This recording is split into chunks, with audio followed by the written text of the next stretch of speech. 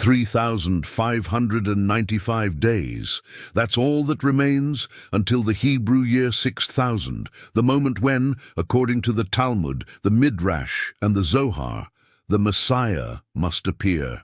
But here's what's causing rabbis worldwide to hold emergency meetings. We're not just counting down to year 6000.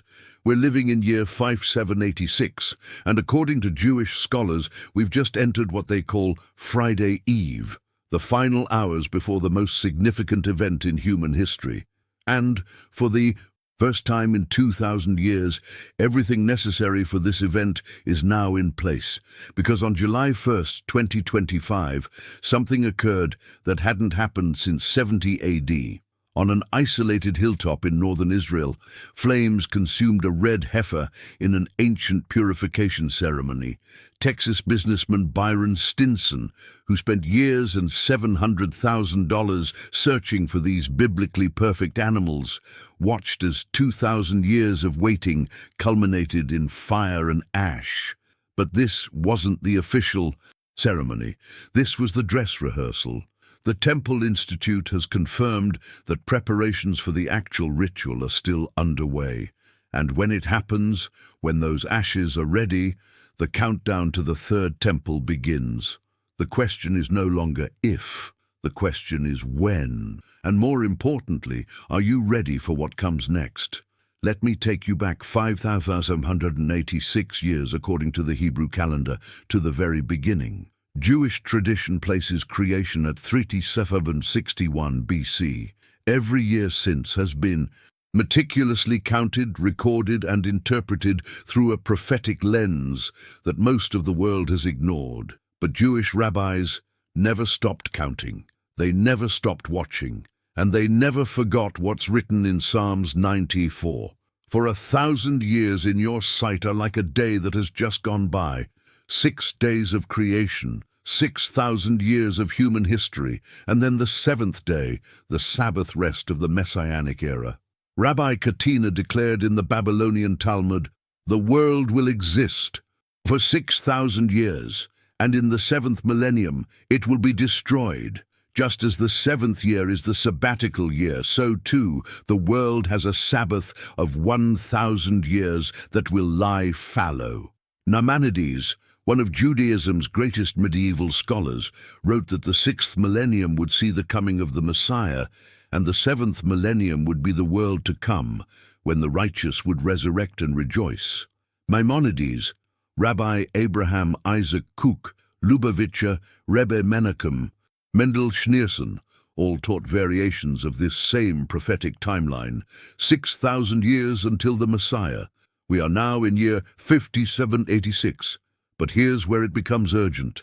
The Lubavitcher Rebbe taught that just as Jews prepare for Shabbat several hours before sundown on Friday, humanity should prepare for the Messianic era before year 6000 arrives. He calculated that by Hebrew year 5750, which was 1989-1990, we had reached the equivalent of 12:51 p.m. on the millennial Friday. The millennial clock was 3/4 complete. That was 35 years ago. We're now at approximately 2:30 p.m. on Millennial Friday. The sun is setting. Shabbat approaches, and there's no more time for delays. Rabbi Yaakov Kuli wrote in Miam Loez, "In former times, redemption was in the distant future. Therefore, for their prayers to have effect, people had to pray intensely. Now, however, we are only 500 or 200 years away from the time, and the closer it approaches, the easier it is for prayers to be accepted." This was written in 1732. He was saying prayers were more powerful because the deadline was approaching. What would he say today, when only 214 years remain, when signs that seemed impossible for centuries now appear on the evening news? Because that's exactly what's happening. On Tisha B'Av 2025, the saddest day on the Jewish calendar, commemorating the destruction of both temples, Israeli National Security Minister Itamar Ben-Gvir did something unprecedented. He ascended the Temple Mount openly, prayed, prostrated himself, and led thousands in worship at Judaism's holiest site. For the first time in modern history, a sitting Jewish minister publicly engaged in worship where the temples once stood. Israeli officials insisted nothing has changed, but everyone watching knew everything has changed. The status quo is dead. The Temple Mount is no longer off limits, and what was unthinkable yesterday becomes policy today. Prophecy News. Watch published an analysis with a headline that should make every person pause. Prophecy in motion, dramatic changes on the Temple Mount herald a new era. The article stated, "What happened on Tisha B'Av 2025 isn't merely political theatre. This is a seismic moment in Israel's spiritual awakening. What was once a dream, the return of the temple, feels closer than ever." Rabbi Yisrael Ariel, founder of the Temple Institute, passionately advocates for worship to be restored directly on the Temple Mount, not just at the Western Wall. And the Temple Institute isn't just talking. They've prepared almost everything necessary for temple construction, including a massive $6 million golden menorah, priestly garments, sacred vessels, altar plans, training programs for Levitical priests. And then there are the red heifers. In July 2025, for the first time in 2,000 years, a training red heifer ceremony was conducted. Byron Stinson, the Texas rancher who found 5 qualified heifers, explained the biblical requirements. The animal must be entirely red with no more than 2 non-red hairs, never used for work, never bred, without defects or blemishes. Out of approximately 900,000 cattle slaughtered daily worldwide, finding even one that meets these specifications is nearly impossible. Yet 5 were found in Texas, approved by 5 rabbis, and transported to Israel in 2022. By early 2025, 3 had developed disqualifying markings, but 2 remain under observation. 2 perfect red heifers, waiting for the moment when their ashes will purify the priesthood and sanctify the temple site. Numbers 19 lays out the requirements with mathematical precision. The red heifer must be slaughtered, burned completely, and its ashes mixed with water to create purification water for those who will serve in the temple. Without this ceremony, temple service cannot begin. Without temple service, prophecy cannot be fulfilled. For 2,000 years, this seemed an insurmountable obstacle. How could sacrifices resume without a temple? How could a temple be built without purification? How could purification occur without a red heifer? The circle seemed unbreakable, until 5 calves were born in Texas, until Israeli rabbis confirmed their qualification, until a training ceremony proved the ritual could be performed. The circle breaks, the countdown has begun. But let's address the controversy head-on, because not all rabbis agree on what should happen next. Orthodox Judaism has been divided for centuries on whether Jews should actively rebuild the temple or wait for the Messiah to do it supernaturally. After the Roman destruction of the Second Temple in 70 AD, most rabbis adopted the position that Jewish law prohibits temple reconstruction before the Messianic era. The trauma was too deep. The fear of another catastrophe too great. Better to wait for divine intervention than risk another human failure. This became the dominant view for nearly 2,000 years. Jews prayed next year in Jerusalem but didn't actually plan to rebuild. Until now, a new generation of rabbis is challenging this ancient consensus. They point to Israel's miraculous rebirth in 1948, the reconquest of Jerusalem in 1967, the unprecedented return of Jews from every nation on earth, and they ask, if God orchestrated all this against impossible odds, isn't it time to stop waiting and start building? Rabbi Shlomo Goren, former chief rabbi of the Israeli Defense Forces, began organizing public Jewish prayer on the Temple Mount immediately after the 1967 Six-Day War. He understood that holding the physical location meant nothing if Jews didn't reclaim it spiritually.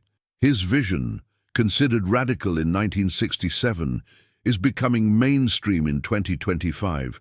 Younger rabbis, trained in yeshivas that actually study biblical texts rather than only rabbinical commentaries, are discovering what their ancestors knew. God commanded the temple. God gave the plans. God specified the sacrifices. If the opportunity exists, isn't refusing to build actually disobedience? Pete Hegseth, U.S. Secretary of Defense, publicly stated in 2018 at the Arutz Sheva conference in Jerusalem. There's no reason why the miracle of the re-establishment of the Temple on the Temple Mount isn't possible.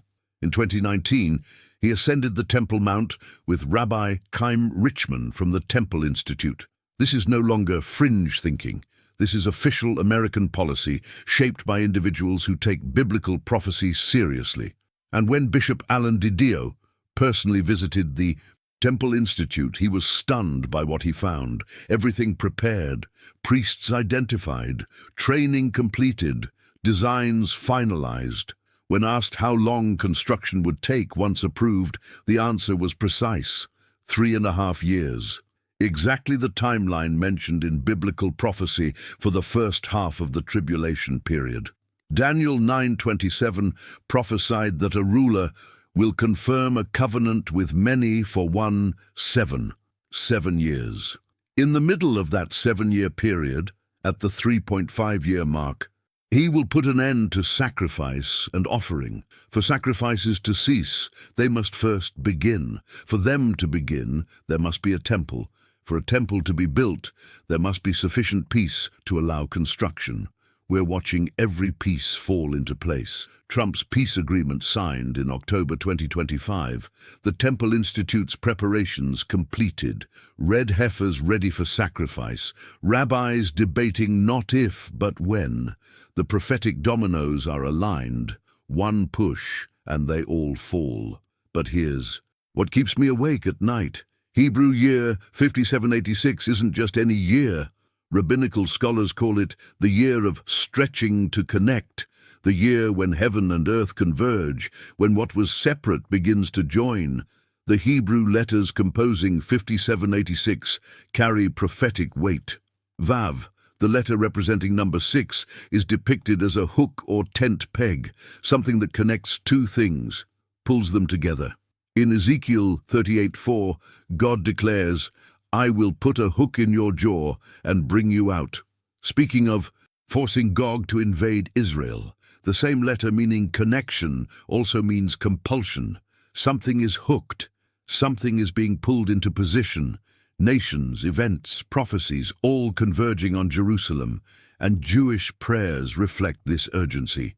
Jews have ended Passover Seders and Yom Kippur fasts for 2,000 years with the cry, "Next year in Jerusalem." But now many are revising that prayer to say, "Next year on the Temple Mount, next year in the Third Temple." The shift from longing to expectation is palpable. Charisma magazine reported in June 2025. In what many view as prophetic fulfillment of end-time scripture, a significant shift is underway in Jerusalem. A growing number of Jews are moving away from praying exclusively at the Western Wall and are instead heading directly to the Temple Mount. This is no longer theoretical. Jews are physically reclaiming the Mount through prayer, through presence, through persistent public worship despite political backlash. The Temple Mount matters. Its fate affects everyone on earth, because Revelation 11:1-2 shows the Apostle John a vision of the Temple Mount during the final 3.5 years before Christ's return. He's told to measure the temple, implying a physical structure will exist, while the outer court is given to the Gentiles who will trample it for 42 months.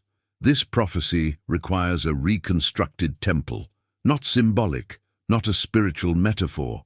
A real building with an outer court and inner court, with sacrifices and priests, with the Dome of the Rock somehow coexisting alongside or replaced by Jewish worship. The political and religious impossibility of this scenario is precisely what makes it prophetically significant. When it happens, and the signs suggest it will, no one can claim it was human planning. It will be divine orchestration forcing events toward their intended conclusion. So where does this lead us? Hebrew year 5786, the year 2025 in the Gregorian calendar. 214 years until Hebrew year 6000. But rabbis teach that the Messiah must come before year 6000, not at year 6000. Some calculate the deadline as year 5990, only 204 years away. Others point to the missing years debate, the controversy among Jewish scholars about whether 165 years were somehow lost in historical calculations. If true, if we're actually closer to year 6000 than the traditional calendar suggests, then urgency multiplies exponentially. We might not have 214 years. We could have decades or less. Israeli scholar Dr. Carl Broggi, speaking on Stand in the Gap Radio in April 2025, described communications between Israeli religious and civil leaders and Donald Trump regarding a joint statement or seeking the president's help in helping to establish and legitimize Israel's right to space on the Temple Mount for the purpose of rebuilding a third temple and beginning animal sacrifices. Let that sink in. Official diplomatic channels discussing temple construction, not in some theoretical future, in the present. With current world leaders, the conversation has moved from synagogue study sessions to presidential briefings, from ancient texts to modern politics, from prophecy to planning. And this is where followers of Jesus must pay attention, because while Jewish scholars debate whether this temple will inaugurate their Messiah, Christians who study prophecy recognize something darker. Daniel 9:27, Matthew 24:15, 2 Thessalonians 2:3-4. These passages describe not just a temple, but what happens inside it, the abomination of desolation, the Antichrist installing himself in God's temple, declaring himself to be God. The Jewish people, hoping for redemption by their Messiah, will face history's greatest betrayal when the one they trusted as their liberator reveals himself as their destroyer. That's why Jesus warned in Matthew 24:15-21, "So when you see standing in the holy place the abomination that causes desolation, spoken of through the prophet Daniel, let the reader understand. Then let those who are in Judea flee to the mountains, for then there will be great distress, unequaled from the beginning of the world until now, and never to be equaled again." The temple Jewish people are preparing to build will become the stage for earth's darkest hour, not because the temple is evil, not because their intentions are evil, but because prophecy declares this will happen. The Antichrist will use their hope as his platform. He'll use their sacred space for his ultimate blasphemy. And when he breaks the covenant at the midpoint of the 7 years, when he stops the sacrifices and demands worship, the Great Tribulation begins. Revelation describes these 3.5 years as worse than anything humanity has ever known. 1/3 of humanity killed by war, seas turned to blood, the sun scorching people with fire, darkness so thick people bite their tongues in agony. This isn't metaphor. This is the price of rejecting the true Messiah when he came the first time. But here's the hope that transcends the horror. The same rabbinical teachings describing the 6,000-year countdown also describe what comes after. The 7th millennium, the Messianic Sabbath, the world to come. Rashi wrote, "The world is destined to last 6,000 years, like the days of the week. The 7th day of the week is the Sabbath." Likewise, in the 7th millennium, there will be tranquility in the world. Maimonides taught that the 7th millennium will be a time when the righteous will resurrect and rejoice, when the Messiah will reign, when peace finally comes. Jewish sages got the timeline right. They got the math right. They got the signs right. What they missed, what most still miss, is the Messiah's identity. He already came. In Hebrew year 3793, exactly when Daniel prophesied, Jesus entered Jerusalem. They rejected him. They crucified him. And the 2,000-year countdown that followed has been humanity's slow march toward the moment when every knee will bow, and every tongue confess that Jesus Christ is Lord. Hebrew year 5786 is the year of connection, the year when heaven and earth stretch toward each other, the year when hooks are set and nations are pulled into position. Jewish scholars are right to feel urgency, they're right to prepare, they're right to watch for their Messiah. But the one they await is the one their ancestors rejected, and when he returns, not as the suffering servant this time, but as the conquering king, it won't be to dedicate a temple built by human hands. It will be to establish a kingdom that never ends. Revelation 21:22 says of the New Jerusalem, "I did not see a temple in the city, because the Lord God Almighty and the Lamb are its temple." The third temple in earthly Jerusalem will stand only 7 years. The eternal temple in the New Jerusalem will stand forever, and everyone who rejected the stone the builders rejected will find themselves crushed when that stone falls. So what do you do with this information? First, understand the times. We're living in the most prophetically significant period since Jesus walked the earth. The Hebrew calendar counts down. Temple preparations are complete. Political pieces are in place. Red heifers are ready. Rabbis debate timing, not possibility. Everything converges on Jerusalem. Second, examine your relationship with the Jewish Messiah. Not your religion, not your church attendance, not your family tradition, your actual standing before the God of Abraham, Isaac, and Jacob. Because when the third temple is dedicated, when sacrifices begin, when the Antichrist reveals himself, there will be no middle ground. Revelation 13:8 says, "Everyone will worship him whose names have not been written in the Lamb's book of life from the creation of the world." Either your name is written there or it isn't. Either you belong to Jesus or you belong to the deception to come. Third, share this message, not to create fear, not to promote date setting, but because people you love need to understand what's coming. The Jewish people need to hear that their Messiah already came, that he died for their sins, that he rose from the dead, and that he's returning. Your family members need to know the countdown is real, the signs are undeniable, time is running short. 214 years seems long, but prophecy students know the Messiah comes before year 6000, and if the missing years theory is correct, we might already be past year 5950. The margin of error shrinks, the window of grace closes, and every day that passes without repentance is one day closer to judgment. The rabbis are right about one thing. We're at Friday Eve. The sun sets on the 6th millennium. The 7th day approaches.